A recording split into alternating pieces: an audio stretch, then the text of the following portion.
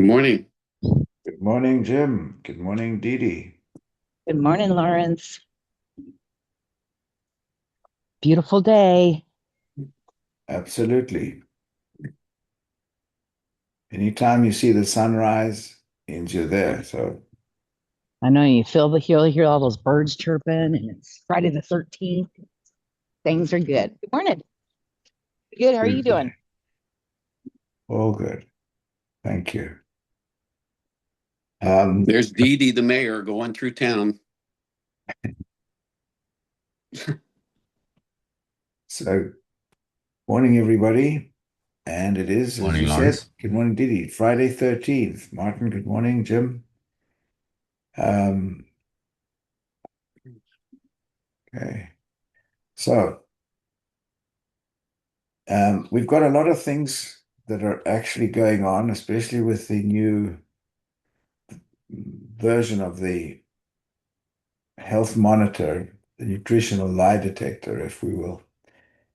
And so, of course, before I do anything, I also want to just put it in our minds that the slaughterhouse of failure is not in our destiny. We shall persevere until we succeed. Or the slaughterhouse of failure is in our destiny if we quit. It's the only way we can fail in anything is if we quit. Should always remember that. So we've been talking about the five levels of levels of leadership with John Maxwell, and so I wanted to go over a few things and see what you think. I'd like to make this interactive. I'd like to hear your opinions as well. I'd like to have that. So my first thing is just to remind us that the five levels of leadership, according to John Maxwell, are the first one is people follow because they have to. That's in corporate America anyway. Um, and then the second one is people follow because they want to, but they've just got followers. The third level is production. It's people will follow because of what you accomplish. The fourth one is people development. It's people follow because of what you do for them. And the fifth level, the pinnacle of this all, is the legacy pinnacle, is people follow because of who you are and what you represent. That's where you have leaders, and we hopefully make other leaders. We become a factory of leaders. That's the pinnacle of the five levels. So most people think of leadership as climbing a ladder. I'd like to put it another way. I think real leadership is becoming the ladder. I think we should be the ladder. That is true leadership when we are actually are the ladder for the people that we are with. So it's sorry, can you put yourselves on mute, please? Yeah, thanks. So your personal experience becomes a driving force because you've experienced sufficient failures to be able to talk about how you overcame them. We're all very fascinated with huge successes or with successes, but we're also mindful, or we should be very mindful of how that success came about. Success is not something that we just inherit or something that we walk into. Success is actually a series of failures that has led us to success. The more failures we've had, the more lessons we've learned, the better leader we can become if we've really learned from all these lessons. So, what does that mean? It means we've got to be in the trenches. We've got to be in there gaining experience. We've got to be in there learning ourselves. So, um, we've also got to be absolutely honest with ourselves at all times. My one thing I love to say is, who's the man or woman in the mirror? When you look in the mirror, can that person be trusted? Is it someone you really like? Is it someone you can recommend to others? Is it someone you're proud of? Are you proud of yourself? You proud of him or her, the person in the mirror? Are you a good listener? Are you an empathetic communicator? Are you walking your talk? Do you have integrity? Are you being authentic? So then we look in there because this is where we have to reflect of who we are if we hope to lead, if we hope to be successful with helping other people be successful as well. Excuse me. So, what are the daily things we can improve on? For example, what did I learn this week? And as an example, I'm going to give a couple of things that happened to me this week, which I learned from. So, last night I went to dinner, and there was a doctor giving what I would consider a masterclass of communication, of of of substance to the how he was explaining things, what he was talking about. And he's a functional medicine doctor. And this is something that I think is very unusual. There were 20 people. He does it once a week. He has this event once a week. And he had people there that had any kind of question about health. So he explained things and then he went through some ways of solving. However, the first thing I learned was that he he asked, can I be honest with you? When we look at the results of the prism, when we look at the results of the tests, we become so used to seeing people who are, diabetics or obese or smokers, and we automatically, know that they generally will be in a level of or a measurement which is, needs to be seriously improved. But we've also got to be sensitive to those people and just say, oh my gosh, you're probably diabetic, or, we've got to be very attentive of how we speak. And we've got to be empathetic to their feelings as well, because we're talking about people's health. And people can be touchy about that. So the first thing that I learned last night was to ask the question, can I be perfectly honest when you're interpreting the reading? And tell them what the results mean in a diplomatic way. So, in order to empower others, we have to empower ourselves. Nathan Rick said, in the driving the line, which I did send to everybody, he says, tell people what they have to do. Well, you can tell people what you have to do if you've been successful, if you're doing it right. Do as I'm doing and have done. That's okay. If you're successful and if you've got leadership and you've got people that are following you and that you're duplicating, then that is fine to say, do what I do what I say. But the important thing is then, are you walking your talk? What is your score?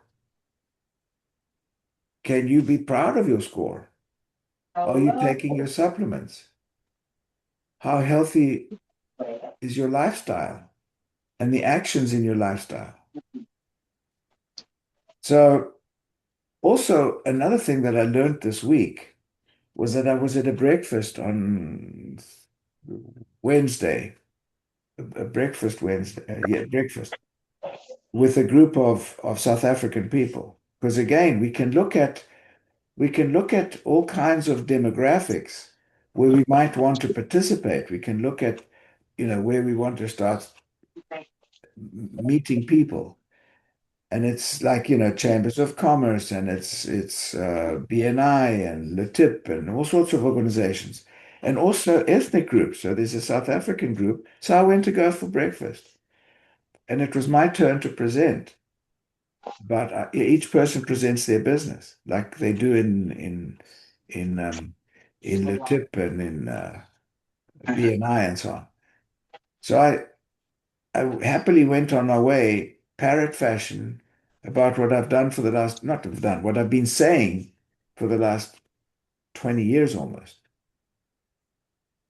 And I got a really serious lesson because two people there looked at me and they said, "That's interesting. Yeah, that's interesting. Could you dumb it down? What does it mean? What are you actually doing?" Because I was talking about antioxidants, I was talking about, mitochondria and stuff like that, because that's what I've always talked about. But now, when we're talking about the prison, we're talking about just John and Mary. And the question was, well, explain to me exactly what this is. What does it do? What are you doing with it? And I was actually, I was stumped. And I thought, my goodness. And I tried to be as simple as possible, but I had to rethink, what are we actually doing? What is the prison? Who is it for? It's for, we've got to be conscious of who we're talking to, because it's traditionally, yes, in my case, in the case, generally in all of our cases, we've been talking to doctors. But now we've got to look at who else we're talking to, because not everybody's a doctor. Not everybody even understands what an antioxidant is. They don't even care. They just want to know what the score means. So for me, the lesson was to rethink a little bit who I was talking to, and not just automatically go off in parrot fashion what I've always done. Uh, so the question is, for example, if we're talking to a mother, the mother is the I had that written down. I liked what I said here. Hold on. The guardian of the family's finances and health. So if we dumb it down to just something like that, then we can probably have better receptivity in what we're saying. So I got a serious lesson on Wednesday when the people looked at me and they scratched their heads and said, "What the hell are you talking about?" And I've been doing it for 20 years, but it was a different audience. So I'm just putting it out there that the lessons are ongoing lessons all the time. We've got to learn stuff every day. And as I say, from the dinner last night was the first one was, you know, can I be perfectly honest? Do I have your permission to tell you exactly what I think this represents? In an empathetic way, we're asking things because we've got to have empathy with it. So I've put out quite a lot of stuff out here. I'd like, anybody got any comments about that?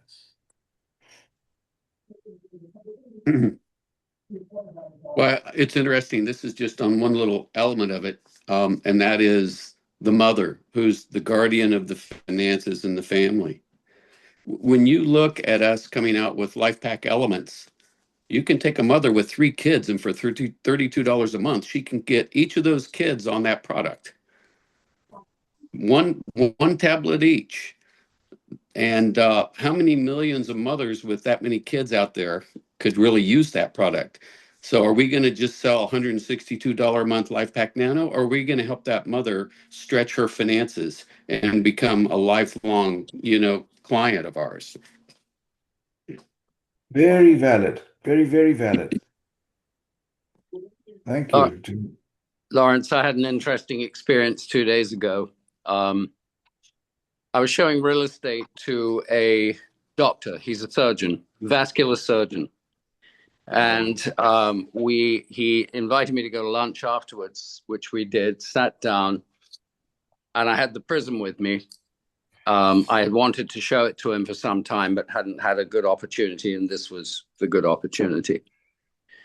And he was asking what it was and how it worked and so on. And so I gave him a pretty rudimentary, fast explanation. And then he said, "And what is this?" And he pointed to the Life Pack Nano that I had on the table. I said, "Well, this is essentially a multivitamin. It's the most comprehensive multivitamin in the market, and it has all of the vitamins, all the minerals, the phytonutrients, micronutrients, et cetera, and one or two proprietary blends of different things which are very beneficial for you." And I said, one of the special things about it is the fact that it's a nano product. And I went on to explain that, and I explained how it fits, the molecules remain discrete with the cyclodextrin ring and therefore fit between the microvilli. And I knew I had a receptive audience. And he looked at me and he said, "Well," he said, "understand that I understand in incredible depth every single aspect of how the body works." And he said, "And as a microsurgeon," he said, I have to say, and he said, "You've known me a long time." And he said, I don't want to appear immodest, but I'm not only a really good surgeon, I may be one of the best in the world in my kind of practice." And I said, "That's amazing." And then I scanned him, and he scanned at 150. And I said, "Well, looks like I'm going to be saving the doctor's life." And he said, "Well, yes." He said, "I'm very interested to know more." So that was sort of a wake up. We know that doctors don't scan well, and we know that they have superior knowledge in terms of what goes on in the body than I ever will, certainly. But you know what? We have something very valid to talk to them about. That's a perfect example of asking the electrician to fix your plumbing. Yeah, great analogy. That's good. That's excellent. Michael? Hey, good morning, Lawrence. I love it. Everything I'm hearing is wonderful. Martin, good info. Yeah. I just mentioned, well, because you got on a few minutes late, I just mentioned about the event last night with the doctor, and he presented. That was absolutely incredible event. A great presenter, and I took notes on.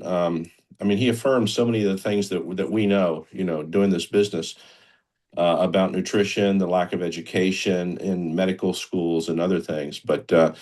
But I heard you were talking a little bit about asking permission, and that's something that I picked up on. It was very, very, very effective presentation, very informing, and just we're all trying to do the same thing, make people healthy. And the other thing from last night also, which I'm just thinking about now, which is relevant to all of these things we've been talking about, is he had a questionnaire, the intake form sort of thing, the questionnaire, and everybody filled out the questionnaire. And this person was a functional medicine doctor. So he went through this different oxidative stress results of various diseases, but in such a way that everybody understood, because he went point by point explaining, why we get sick, how we get sick, and how we can start fixing it, how we can improve these things, but in a way that was so clear that everybody was, understood it very clearly. And I think this is something we've got to do as well. We've got to, for example, Martin, you were talking about the doctor and you're talking about the nanotechnology and everything. That is great for a doctor, and it's something that is essential to be able to speak on an eye-to-eye, one-on-one with them. But as I said, my lesson this week was to be able to talk to a mom in a way that would make it, attractive for her to understand. And then, Jim, I think you're right. Talk about, elements, and that's, what is it, $1 a day or something, a little bit more than $1 a day. Then we're talking about the finance of the family and the health of the family. So I think we've got to think of this mindset as an adjustable as an adjustable way of understanding what we have and how we present it. Because I think that becomes very, very important, how we present things. And we learn from experience. I did on Wednesday, honestly, I felt completely, wow, like, what am I going to say? Because I was totally unprepared for that audience. You know, we have wonderful teaching aids right at our fingertips, and we consume the contents of these teaching aids every month. Because on the side of the LifePak Nano thing, I could just have easily have shown the doctor this diagram, which explains it. Obviously, for him, it's microvilli, and for the layperson, it's like your intestines is a hose pipe with lots of little caterpillar legs to move everything through, and those are the microvilli. You know, again, you've got to choose the way of explaining it to the audience. But if you cut these ends off the box and they say what's in it, well, you've got what's in it right there, and this is what the product consists of. And that's a wonderful thing. And I actually cut these out. I carry these with me when I go scan people. That's smart. That's good. So when we look at this and we things we can look at with families or with people with kids, and so I want to know what's really happening in my family's bodies. So, people are trying to improve their health. There's a lot of consciousness now about health. So when we talk about that, I want to know we're getting rid of the confusion. That's what we're actually doing. We're clarifying situations because there's so much information out there, and much of it is absolutely confusing. So, as a mother, I don't want to guess anymore. I want to know. And that's one of the things, one of the pillars of what we're talking about with the prism is your right to know. You need to know. And as a mother, this becomes important. So, we're talking about pediatricians as well. There's a lot of things there. Didi, you got your hand up before I go on to something else. No, this is awesome. So I really wanted Martin to explain that one more time about the caterpillar, and that was very cool. Because the people that I talk to, I'll just say carotenoids, and they look at me like it took me almost 2 years to figure out even how to spell carotenoids. So now I'm like an expert on it, but I'm these people I talk to are like I was, when I first started. So if Martin could just explain that again about the caterpillar, that would be wonderful. Thank you. Yeah. If you imagine your intestines and your digestive system as like a hose pipe, and all around the perimeter, the inner perimeter of the hose pipe, you've got these little caterpillar legs that help move everything through. And I guess they're microvilli. I mean, this is my visualization. I don't know if it's an accurate one, but it seems to work. Hopefully, everyone's It's beautiful. Working, thank you. But I think the best of all was a quote from John Whitaker, which Lisa reminded us of, which is free radicals are Al Qaeda, and we're bringing the Marines. Oh, wow. That is, Yeah, I use that one all the time, John Whitaker. That's what really hit home with me. Yeah, thank you. Could I share 2 slides with everyone? Yeah, please do, Michael. So I took some pictures yesterday evening, and let me go ahead and pull this up.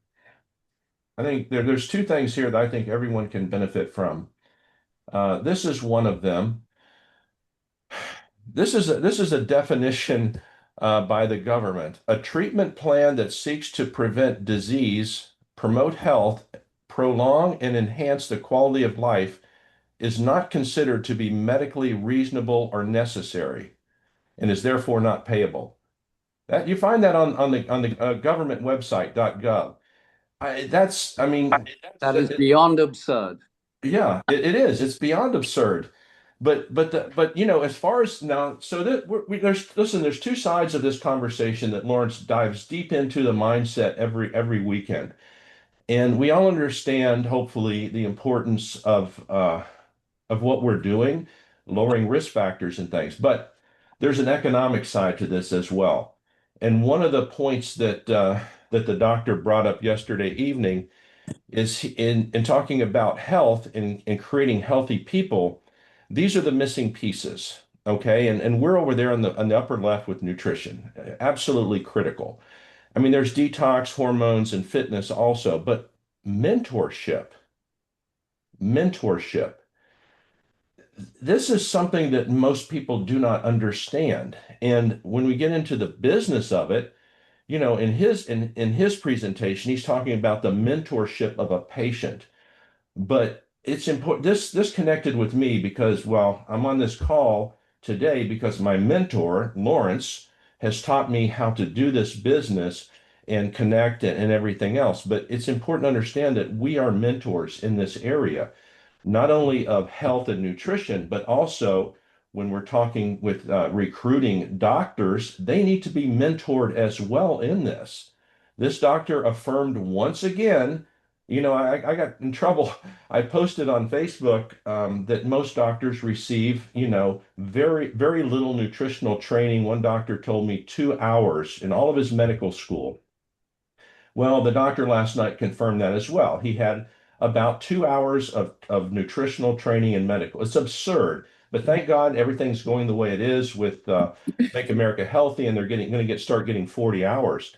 But doctors don't understand, so they need to be mentored as well in most cases about nutrition and what it is. But also when we're talking with reps getting into the business, they need mentorship not only on the nutritional side, but the business aspect of it. And this really connected with me. Thank you, Michael.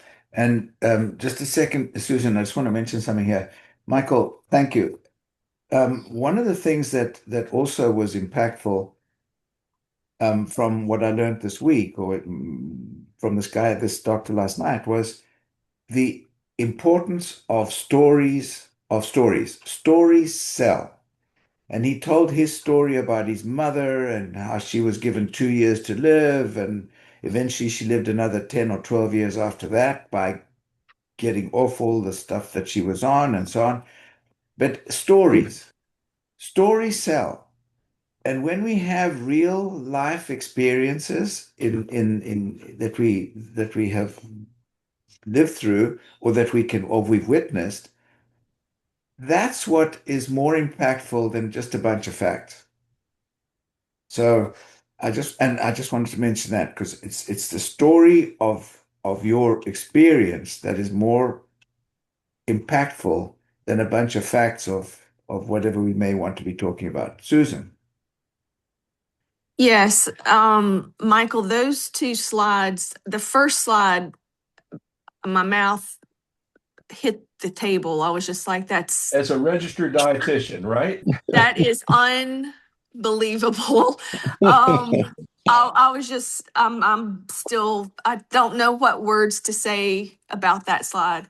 But and on the second slide, when you're talking about mentorship too, I took it as definitely what you were saying when you're talking to doctors in the business and reps and stuff, but also something that alluded to what Lawrence said earlier in the call is like, are we walking the walk? Are we doing, if we're to be a mentorship for our company, for this business, for our products, if we're mentoring our customers in a way, because we have to show them. It'd be like going, to a cardiologist that's got a pack of cigarettes in his pocket, or Yep. going to a dietitian that weighs 300 pounds.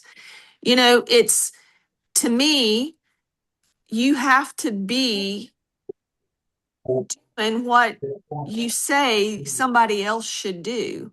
And that's all I needed to say about that. Yeah, and when we're scanning someone at an event or something, ask their permit. Can I be, before you even scan them, have them fill out the form. That's critical. And then before you scan them, say, all right, no matter what the results, I want to, just let you know, I would like to be brutally honest with you with whatever the results may be. Is that all right with you? Right?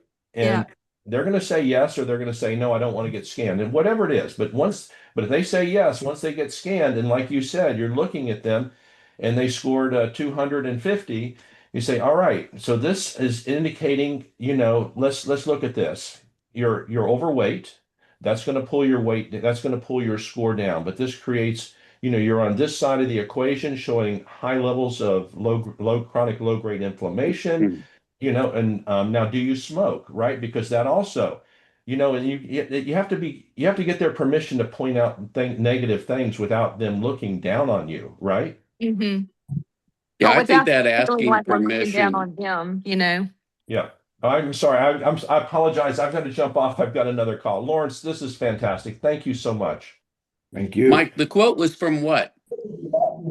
Uh, it's a government website. I've got it. I'll put it Yeah, up. it'll be in the recording. All Yeah, right. I'll put it up. Or you can Thank look you. on the recording, but I'll look for it. I'll put it up. So that on what we've just said, it's the man in the mirror, Susan, what you're saying, or woman in the mirror. You've got to have the integrity. Can you be trusted? Is it someone you like? Can you recommend that person to others? Are you proud of yourself? Are you a good listener? All of these different things. And that's where we have to lead by example. And that's what integrity is about. We're on time here. Anybody else got anything?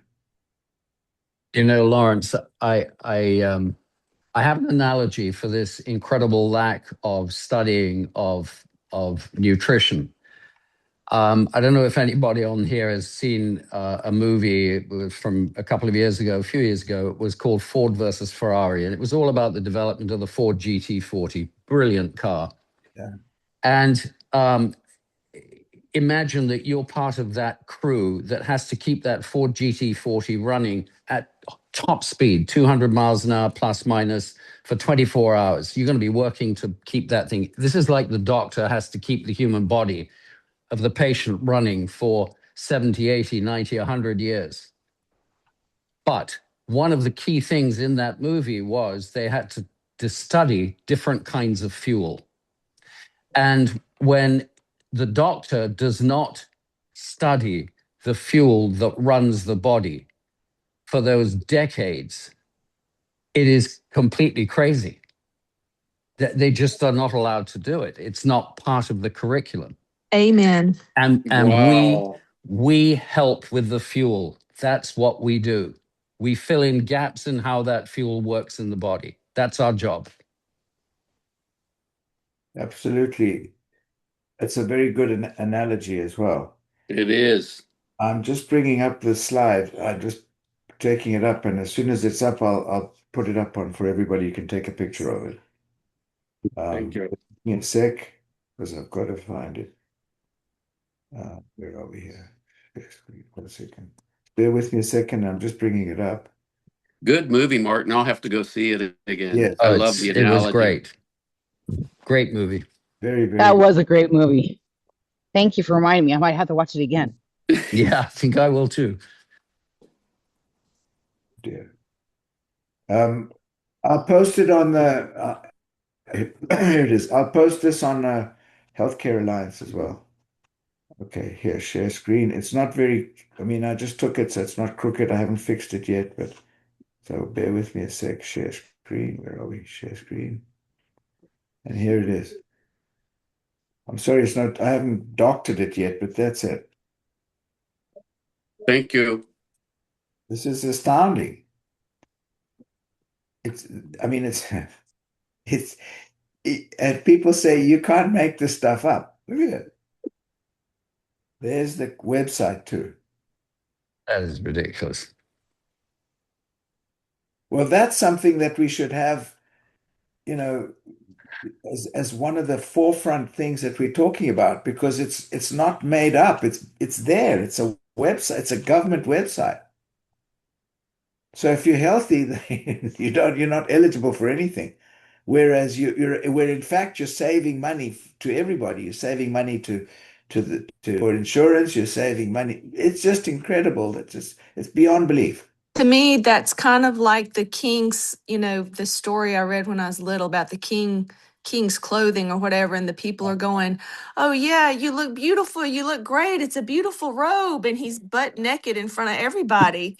That is the butt nakedness of nutrition and health right there. Yeah, yeah, Exactly. There that's it is. true. Okay, guys. So thanks for being on the call. Blessings to everybody. Hopefully got something out of it. If there's Thanks, any Lawrence. theme or subject that anybody wants to elaborate on, please bring it up because it's all about mindset, in my opinion. Everything in life, just about. So let me know if there's anything anybody wants to talk about. Thanks, everybody. Thank you, Lawrence. Thank you, Lauren. Thank you. Thank you, Lawrence. Take care. Bye-bye. Have a good weekend.